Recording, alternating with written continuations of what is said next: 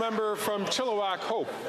Mr. Speaker, this Liberal government is completely out of touch with ordinary Canadians who can't feed their families with phony Liberal photo ops. Canadians are already lining up at the food banks in record numbers, and increasing the carbon tax on farmers and food is only making things worse. 70% of Canadians want this government to axe the tax, and half a dozen premiers are demanding an emergency meeting on the carbon tax crisis. So will the Prime Minister stop hiding and hold a carbon tax conference with the premiers and listen to their plans to axe the tax? That's right. The Honourable Minister for Natural Resources and Energy. Thank you, Mr. Speaker. Again, I would implore the Conservatives in opposition to actually use facts when they actually make statements. 200 economists in this country have validated the fact that the carbon price is the most efficient way to reduce emissions and is done in a manner that is affordable.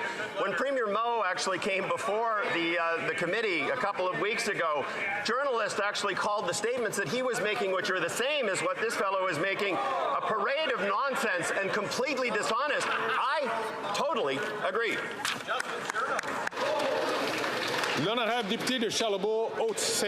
The Honourable Member for Charlebourg-Haute-Saint-Charles. Mr. Speaker, after 8 years of this Liberal Prime Minister, rents have doubled, and our youth can no longer dream of buying a first home. Record lines at food banks. Everything this Prime Minister touches just withers. He's breaking everything in Ottawa, and now he wants to bring his incompetence to Quebec with these centralizing pre-budget announcements.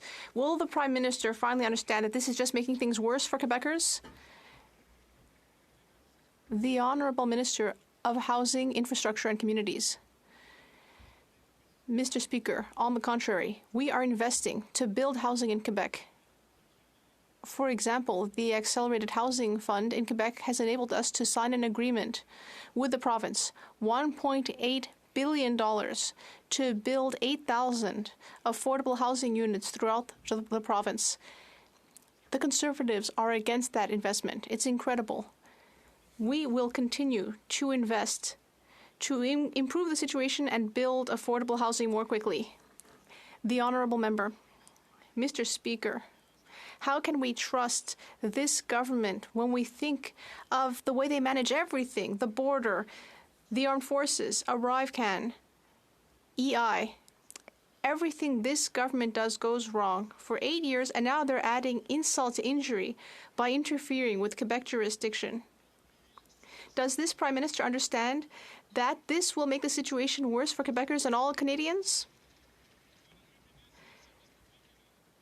The Honourable Minister of Public Services. My colleague, the Minister for Housing, spoke about the 8,000 affordable housing units that will be built by Quebec municipalities. We already know that the Leader of the Opposition had 6 affordable housing units built when he was Minister of Housing.